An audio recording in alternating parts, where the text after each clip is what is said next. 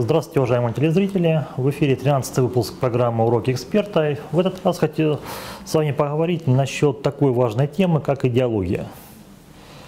Казалось бы, что с распадом коммунистической системы вопросы идеологии отошли на второй план, но это, как показала история последних 20 лет, оказалась все-таки большой ошибкой. Идеологические ценности никуда не исчезают, они продолжают с нами жить. И многие наши соотечественники принимают решения и оценивают происходящие события, исходя из определенных идеологических схем и предпосылок. Тема, конечно, неисчерпаема, но давайте попробуем систематизировать ряд идеологий, которые есть в нашей жизни и которые особенно важны для Северокавказского региона, оказывая существенное влияние на ту жизнь, на ту политику, которая здесь происходит. Также я хотел вам поделиться своими мыслями насчет того, какая идеология может быть наиболее предпочтительна. Но это исключительно мое личное мнение. Каждый может принимать или не принимать его для себя. Итак, идеология национализма. Национальные ценности, национальная культура, различные предпочтения, они никуда не делись и не могут уйти из нашей жизни в принципе. Вопрос в том, в какой степени и мере мы будем ими руководствоваться и как они будут определять нашу жизнь. Исходя из того, что важна именно национальная идентичность и принадлежность, или какие-то ценности более высокого наднационального порядка. Но опять-таки хочу сразу сказать, что национальная культура, национальная принадлежность – это абсолютно нормально для любого человека в принципе. Но крайне опасны те формы национальной идеологии, которые ведут к умалению прав других национальных групп и народов, и которые приводят к такому явлению, как национализм, нацизм, национальный экстремизм. Что такое национализм и национальный экстремизм, думаю, Кавказ знает лучше, чем какой-либо другой регион нашей страны, и каким катастрофическим последствиям может привести национальная нетерпимость. Есть примеры, которые касаются Северной Осетии, Алании, при том, что от национализма страдают все участники конфликта, и те, кто начал, и те, которые стали жертвой подобной агрессии. Второй момент. Религиозная идентичность, религиозная идеология. Догматы веры, которые определяют жизнь тоже многих людей, могут быть основой не только для общения человека с Всевышним, как бы личные его переживания, его отношения, но также основой для определенного коллективного поведения и коллективных действий. На основании догматов веры проблема в том, что любая религия претендует на то, чтобы быть абсолютно истинной, исключая другие истины. Если нет сдерживающих факторов, связанных с культурой, мы видим, к чему может это привести, например, известное для вас всех по новостям исламское государство Ирака и Леванта, абсолютизация, причем часто вырванных из контекста религиозных текстов, приводит к массовому насилию и агрессии. Но такая идеология тоже есть, ее нужно постоянно учитывать. Тем более, что в очень нестабильные и для многих страшные ранние 90-е годы такая идеология выходила на первый план, и вместо проповеди добра и мира и справедливости для всех народов стала источником для насилия. Это тоже нужно помнить. Следующая идеология, сторонником которой я являюсь, является идеология гражданской идентичности, гражданских ценностей и основанного на них стиля поведения. Если опираться на традиции, которые знает Кавказ, это традиция имперской идеологии России в ее самом лучшем смысле. Для гражданской идентичности основаны на ней идеология, и идеология, опять-таки, в этом смысле имперской, не имеет никакого значения, какой религии, какой национальности является человек. Образец идеологии такой в действии мы прекрасно видели во время Олимпиады в Сочи. Спортсмен, который приехал из Кореи, стал россиянином. Спортсмен, который приехал из Соединенных Штатов Америки, тоже стал россиянином. Завоевали для нашей страны золотые медали, стали предметом для национальной гордости. В Северной Осетии и Алании с этой точки зрения ситуация абсолютно уникальная. Когда я любовался красотами Владикавказа. Мне друзья-осетины показали очень интересный для идеологии гражданской идентичности, для понимания того, что такое быть россиянином, памятник. На нем показаны традиции осетинского народа в деле государственного строительства России. Одна часть памятника посвящена георгиевским кавалерам и героям войн до революции 17 года, в которых осетины сыграли блестящую роль и совершили много подвигов, которые знает весь российский народ. И вторая часть памятника, на которой были нанесены имена героев Великой Отечественной войны. Не имело никакого значения для государства, кто они по национальности, кто они по вере.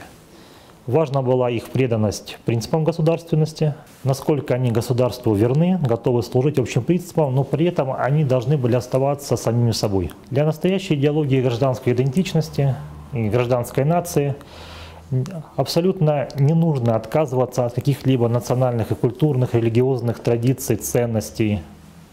Более того, Россия, как многонациональное государство, я именно настаиваю на ее статусе как государства многонационального, многокультурного, такое культурное разнообразие не должно считаться опасностью.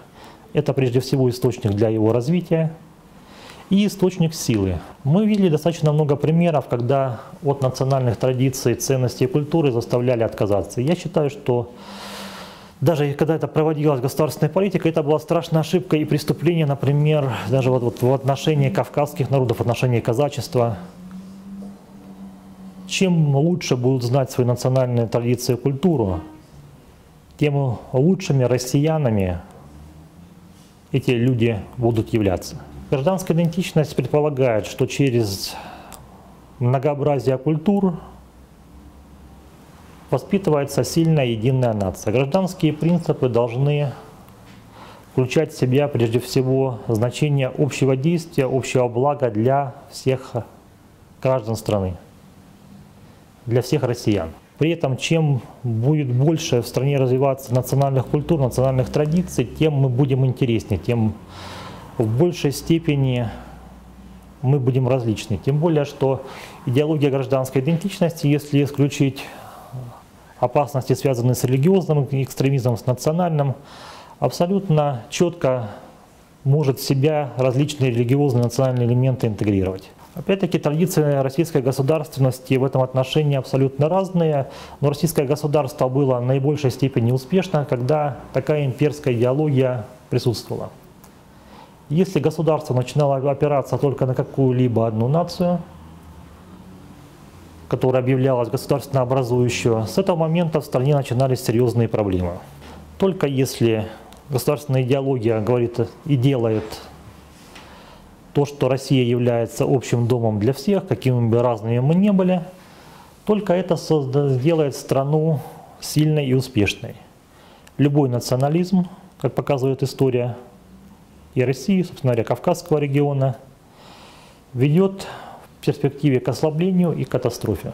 Так, для идеологии гражданской идентичности важно, чтобы, оставаясь представителями своих народов, считали себя гражданами России, уважали принципы государственности, которые должны строиться максимально на широкой основе, чтобы создать возможности для проявления национального многообразия и, безусловно, равенство прав. Сейчас и в силу внутренних причин, и в силу попыток нашу страну дестабилизировать, нагнетается напряженность, например, в отношении северокавказских диаспор и представителей северокавказских народов, которые оказываются на территории Центральной России. Такая политика, такое отношение, это уже свидетельствует об отрицании идеологии гражданственности. Можно согласиться с теми решениями правительства и с той политикой, которая ориентирована на то, чтобы такие моменты исключить. Тем более, что, например, большинство подобных конфликтов, которые показываются как столкновение определенного мировоззрения, культур, цивилизационного конфликта, на самом деле имеют абсолютно бытовую основу, которая к национальности, к традициям не имеет никакого отношения. С этой точки зрения гражданская идентичность, гражданская идеология предполагает абсолютное равенство всех перед законом. Закон не должен быть избирательным ни в центральных регионах, ни на каких-либо национальных территориях. Для гражданской идентичности важно такое понятие, как национальная гордость. Для России национальная гордость, мы сейчас видели это буквально вот в уходящем году, это общий успех страны на Олимпиаде. Это возвращение Крыма, которое всегда представители всех народов России считали исключительно частью русского мира. Даже готовность пойти на определенные издержки, которые присоединение Крыма вызвало. Так, подводя итог нашей беседе об идеологиях, которые существуют и которые могут определять определенный стиль действий, хотелось бы отметить следующее. Лучшие варианты идеологии – те, которые не разъединяют людей, а которые их объединяют. Звучит как банальная фраза, но на самом деле простые принципы очень часто вообще забываются. Более того, любая идеология, которая нужна для России, должна быть идеология терпимости. Вот есть модное слово толерантности, но лучше даже сказать мудрости. Готовности понимать другие народы, принимать их так, какими они есть, и для каждого находить нишу и возможности участвовать в государственном строительстве и государственном развитии России. Если эта идеология станет доминирующей, если поймут ценность этой идеологии представители и русского народа, и всех народов, которые живут на нашей большой общей России, думаю, что многие проблемы будут решены, и такая идеология будет нужна, чтобы обеспечить общее благо всех народов. Спасибо.